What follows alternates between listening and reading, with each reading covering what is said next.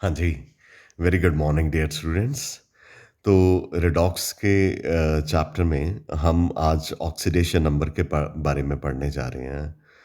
तो सबसे पहले हम ऑक्सीडेशन नंबर की डेफिनेशन को समझ लेते हैं। जब कोई कंपाउंड होता है या एलिमेंट होता है तो तो एलिमेंट के जो एटम हैं या कंपाउंड के अंदर जो एटम हैं उनके ऊपर जब वो कंबाइंड स्टेट में होते हैं दूसरे एटम्स के साथ उनके ऊपर जो चार्ज होता है उसको हम ऑक्सीडेशन नंबर कहते हैं या इसे ऑक्सीडेशन स्टेट के साथ भी लिखा जाता है। मैं दोबारा से आपको बताना चाहूँगा। It is defined as a charge. ये एक ऐसा चार्ज है which an atom of element किसी एलिमेंट के एटम पे होता है उसकी आयनिक फॉर्म में जब यह मॉलिक्यूल में कंबाइंड स्टेट में होता है। इसको ऑक्सीडेशन नंबर कहा जाता है या ऑक्सीडेशन स्टेट भी कहा जाता है।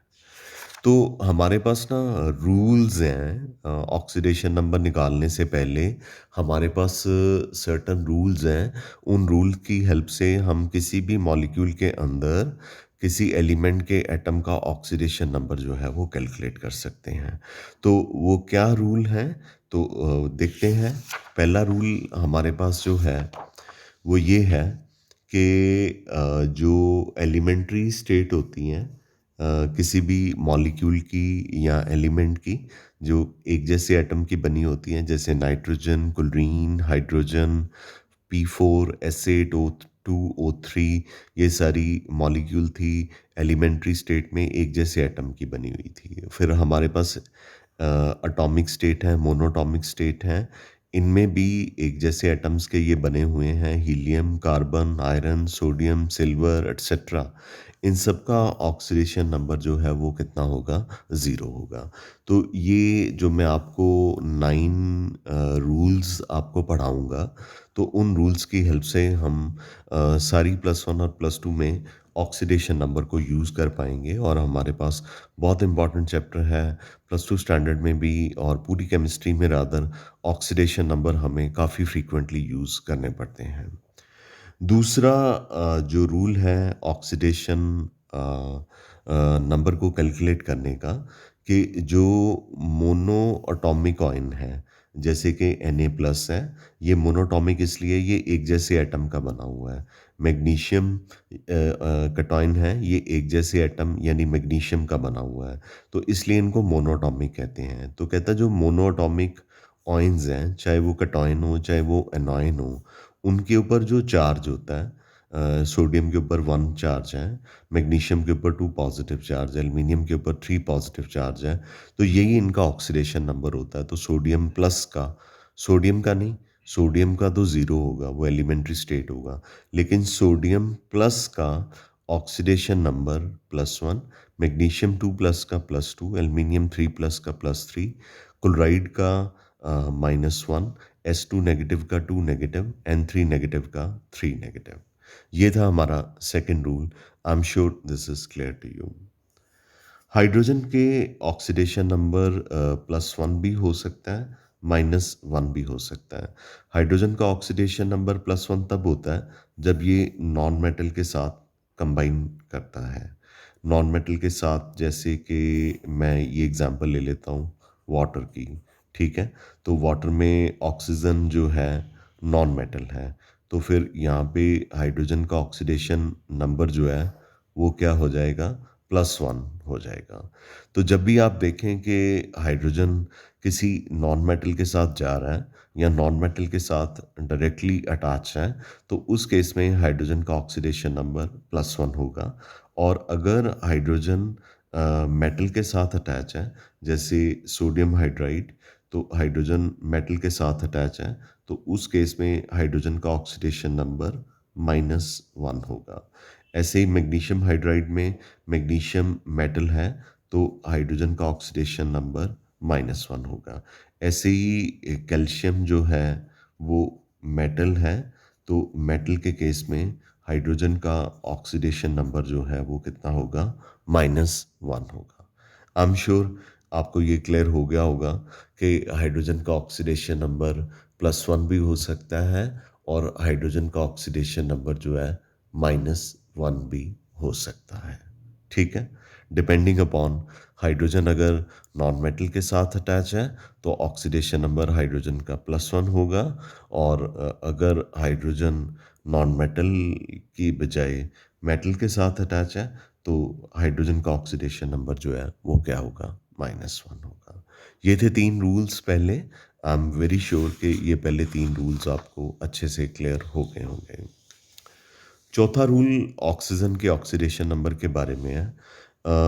ऑक्सीजन के ऑक्सीडेशन नंबर ज़्यादातर कंपाउंड्स में बोले 95% प्लस कंपाउंड्स में ऑक्सीजन का ऑक्सीडेशन नंबर -2 होता है। लेकिन ये हाइड्रोजन पेरोक्साइड है, ये सोडियम पेरोक्साइड है, ये बेरियम पेरोक्साइड है, यानी कि पर ऑक्साइड्स में हाइड्रोजन का ऑक्सीजन का ऑक्सीडेशन नंबर जो है वो -1 होता है। ये एक एक्सेप्शन हो गई। और एक्सेप्शंस बताता हूँ।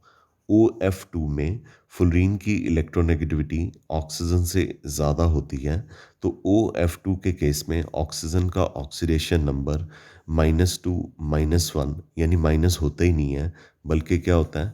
+2 होता है। तो इसका मतलब ये हो गया कि ये कुछ एक्सेप्शन केसेस जो हैं वो आपको लर्न करने पड़ेंगे, बट अदरवाइज़ ऑक्सीजन का ऑक्सीडेशन नंबर -2 ही रहेगा। तो OF2 में ऑक्सीजन का ऑक्सीडेशन नंबर पॉजिटिव इसलिए है बिकॉज़ ऑक्सीजन जो है वो लेस इलेक्ट्रोनेगेटिव है और फ्लोरीन ज़्यादा इलेक्ट्रोनेगेटिव है, इसलिए ऑक्सीजन का ऑक्सीडेशन नंबर +2 है इस केस में। और ये आगे चल के कैलकुलेट करके भी दिखाएँगे कि ऑक्सीजन का ऑक्सीडेशन नंबर जो है +2 कैसे आ जाता है। ऐसे ही O2F2 है, ये जो है डाई ऑक्सीजन डाइफुलराइड है। इसमें भी ऑक्सीजन की इलेक्ट्रोनेगेटिविटी फ्लोरीन के कंपैरेटिवली कम है। यहाँ पे भी ऑक्सीजन का ऑक्सीडेशन नंबर +1 है। तो दुनिया के 2 ही ऐसे अकेले कंपाउंड्स हैं जहाँ पे ऑक्सीजन का ऑक्सीडेशन नंबर नेगेटिव की बजाय प्लस होता है। वैसे हर कंपाउंड में ऑक्सीजन का ऑक्सीडेशन नंबर जो है वो माइनस ही होता है। I am sure this is clear to you. Clear है बेटा? ओके। 5वें नंबर पे चलते हैं। जब कोई कंपाउंड हो जिसमें अल्कली मेटल प्रेज़ेंट हो, मतलब कंबाइंड स्टेट में, अल्कली मेटल अकेला नहीं। अगर अकेला होगा तो एलिमेंट्री स्टेट होगी, रूल 1 अप्लाई होगा, फिर तो ऑक्सीडेशन नंबर 0 हो जाएगा। जैसे लिथियम क्लोराइड है, सोडियम क्लोराइड है, लिथियम हाइड्रॉक्साइड है, सोडियम हाइड्रॉक्साइड है, पोटेशियम क्लोराइड है, पोटेशियम हाइड्रॉक्साइड है। तो जब अल्कली मेटल कौन से होते हैं? Lithium, sodium, potassium, rubidium, caesium. तो जब अल्कली मेटल जो हैं अपने कंपाउंड में हो गए तो उनका ऑक्सीडेशन नंबर +1 होगा। वैसे भी आपको पता है कि अल्कली मेटल जो हैं पीरियोडिक टेबल के फर्स्ट ग्रुप में होते हैं। अगर पीरियोडिक टेबल के फर्स्ट ग्रुप में होते हैं तो इनके वैलेंस इलेक्ट्रॉन भी 1 होता है, तो इनका ऑक्सीडेशन नंबर भी +1 होता है। मेटल है तो ऑक्सीडेशन नंबर +1 ही होगा।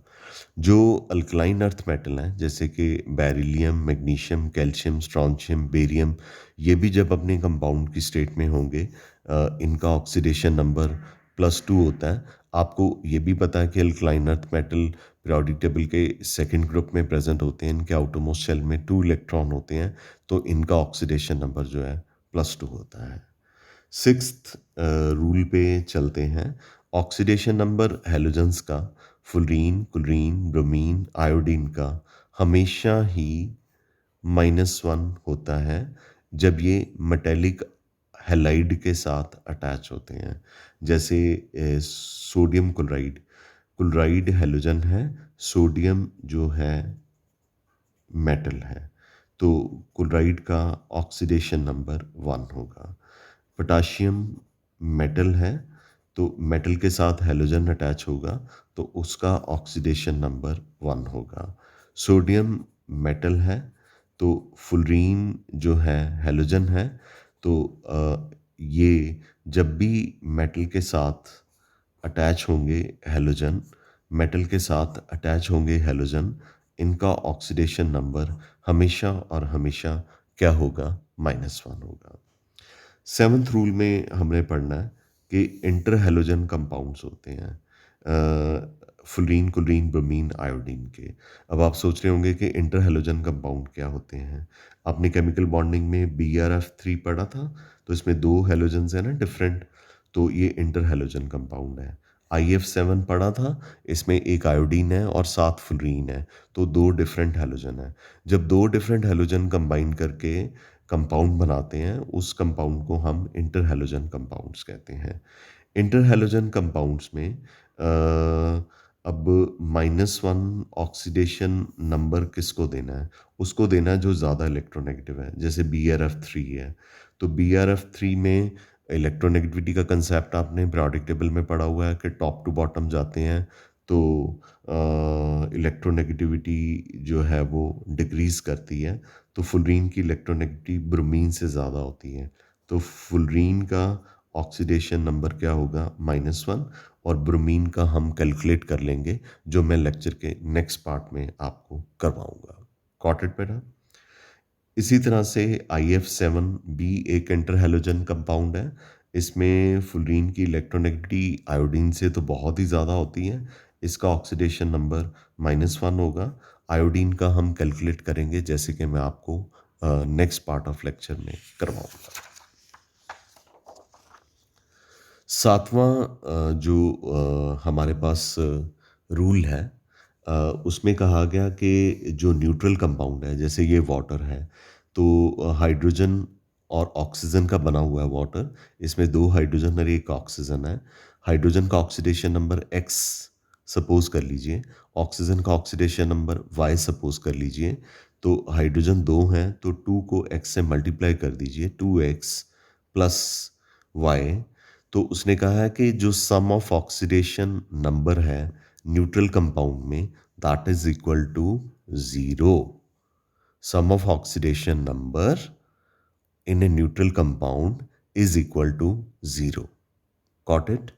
लेकिन हमारे पास कॉम्प्लेक्स आयन भी होते हैं, जैसे FeCN6 4 नेगेटिव है।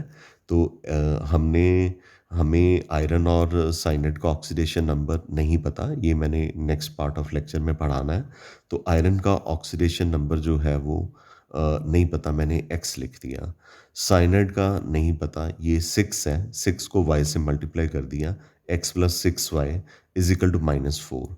इसको हमने ज़ीरो के इक्वल नहीं किया, बिकॉज़ ये न्यूट्रल नहीं था। जो 7th रूल था उसमें वाटर न्यूट्रल था। ये जो आयन है, ठीक है, hexacyano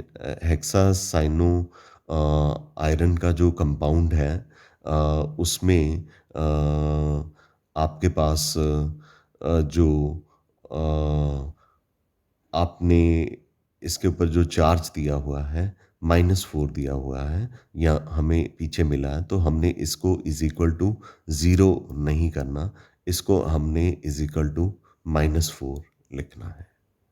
got it? Okay. 9th rule में कहा गया कि अगर कंपाउंड मेटल और नॉन मेटल का बना हुआ है, तो मेटल का ऑक्सीडेशन नंबर हमेशा पॉजिटिव होगा, और नॉन मेटल का ऑक्सीडेशन नंबर पॉजिटिव या नेगेटिव भी हो सकता है। आप सोचेंगे कि ये क्या हो गया? पॉजिटिव और नेगेटिव कैसे हो सकता है? देखिए ना, एक कंपाउंड होता है जिसमें बहुत सारे मेटल और नॉन मेटल इकट्ठे होते हैं। ठीक है? जैसे Na3PO4 है, उसमें Na जो है वो मेटल है, P फास्फोरस नॉन मेटल है, ऑक्सीजन नॉन मेटल है। तो अब फास्फोरस का ऑक्सीडेशन नंबर पॉजिटिव और नेगेटिव कुछ भी हो सकता है, ऑक्सीजन का कुछ भी हो सकता है। ये हम वैसे तो ऑक्सीजन का चलो Na3PO4 में तो चलो -2 ही है, लेकिन मैं बता रहा था कि जब कंपाउंड्स आएँगे उसमें आपको ये चीज़ बड़े अच्छे से क्लियर हो जाएगी। अभी मैंने इसके बाद इमीडिएटली यही कराना है कि ऑक्सीडेशन नंबर कैसे कैलकुलेट करते हैं। मेटल का ऑक्सीडेशन नंबर तो आँख बंद करके पॉजिटिव ही होता है। नॉन मेटल का पॉजिटिव और नेगेटिव इलेक्ट्रोनेगेटिविटी के अकॉर्डिंगली हो सकता है। जैसे Na3P4 है मेरे पास, तो ऑक्सीजन की इलेक्ट्रोनेगेटिविटी फास्फोरस से ज़्यादा है। इसका ऑक्सीडेशन नंबर जो है वो तो नेगेटिव ही होगा। फास्फोरस की इलेक्ट्रोनेगेटिविटी जो है लेस है, किसके मुकाबले में? ऑक्सीजन के मुकाबले में। तो इसका ऑक्सीडेशन नंबर जो है वो पॉजिटिव हो सकता है। और बाकी रही बात Na3 की, ये तो है ही मेटल, इसका ऑक्सीडेशन नंबर जो है वो हमेशा क्या होगा? पॉजिटिव ही होगा। I am sure this is clear to you. Got it बच्चा? अच्छा, जो पॉली एटॉमिक आयंस हैं उनमें sum of oxidation number is equal to charge on them, right? जैसे कि मैं ये एक छोटी सी एग्जांपल आपको करवाता हूँ। जैसे ये है मेरे पास सल्फेट SO4 2 नेगेटिव। सल्फर का ऑक्सीडेशन नंबर X ले लीजिए। ऑक्सीजन का ऑक्सीडेशन नंबर 4 को Y से मल्टीप्लाई कर दीजिए। Sum of their oxidation number is equal to charge on sulphate. Charge कितना सल्फेट के ऊपर? -2 है। जैसे कम्प्लेक्स ऑयन में था ना, वैसे ही है। गॉट इट बच्चा? I am sure this is very very clear to you. Got it? तो ये था हमारा ये वाला काम कि कैसे ऑक्सीडेशन नंबर के रूल्स हमने जो है वो याद करने हैं, ठीक है? तो रूल्स याद करने के बाद हम नेक्स्ट लेक्चर पे चलेंगे कि ऑक्सीडेशन नंबर को कैसे कैलकुलेट करना है। आई एम वेरी श्योर कि आपको ये अच्छे से क्लियर हो गया होगा कि ऑक्सीडेशन नंबर के रूल्स कौन-कौन से होते हैं। पहले आपने ये लर्न करने हैं, लर्न करने के बाद ही आपने ऑक्सीडेशन नंबर रूल कैलकुलेट करना सीखना है। Thank you very much. We call it a day. I will shortly be moving to the next video where we shall be calculating oxidation number. Right? It will be sent to you along with this only. Got it? Because I wanted both the videos goes together. But article की continuity बनाने के लिए ये video यहाँ पे ही ख़त्म कर रहा हूँ और ऑक्सीडेशन नंबर की वीडियो जो है वो मैं अलग से बना के आपको भेजता हूँ। थैंक यू वेरी मच बच्चा। We call it a day. Love you all.